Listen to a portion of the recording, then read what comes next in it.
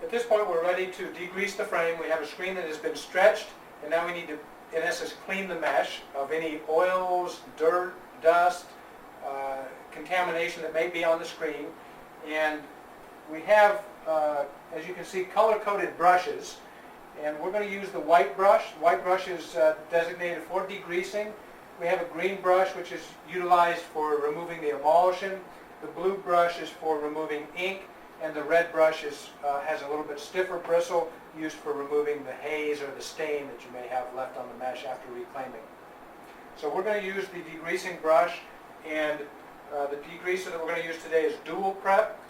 It has a wetting agent and a degreaser combined in the product. Once we apply it to the mesh, I'm going to take circular brush strokes to work the degreaser into the mesh. Now I want to work both sides of the screen.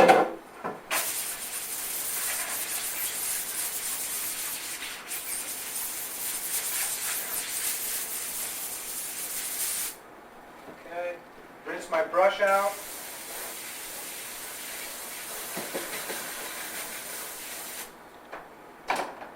And rinse the screen.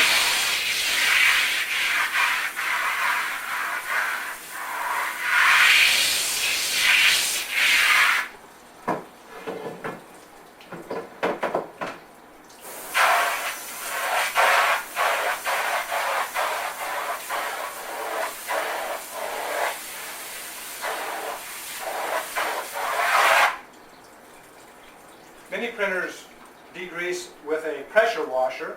However, a pressure washer can cause some problems in that with a pressure washer you can get what we call blowback.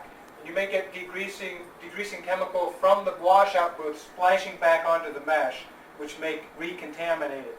So after we degrease, we usually flood rinse, or if you do pressure wash, after the pressure washing, do a flood rinse so that you don't recontaminate the mesh.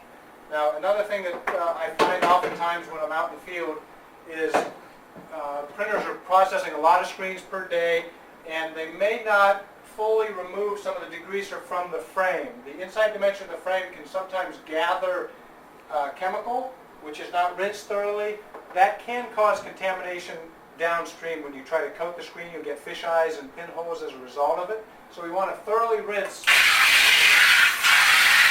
up in the frame profile to get all the degreaser off the frame.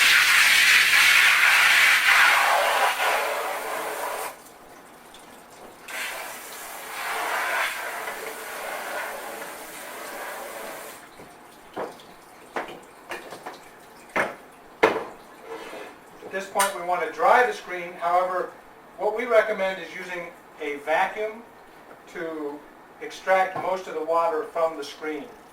We use a wet dry vac.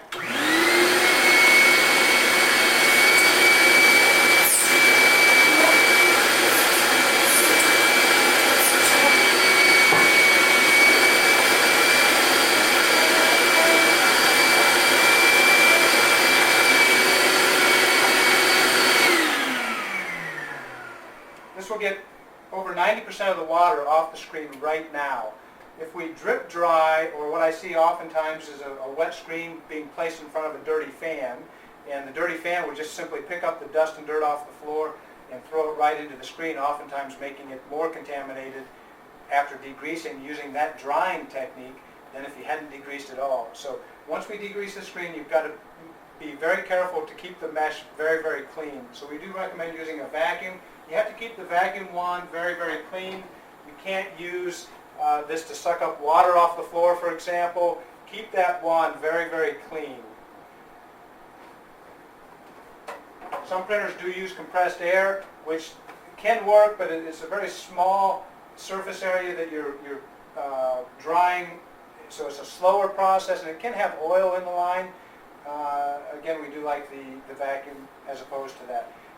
You'll get it dry much sooner with far less contamination. If we even drip dried the screen, let's say we don't use a dirty fan on the floor, for example, we drip dry the screen, still you have to think of the water like glue or an adhesive, and it's going to attract dust and dirt or lint or hair skin, anything that gets close to the screen is going to be attracted like a magnet to that water.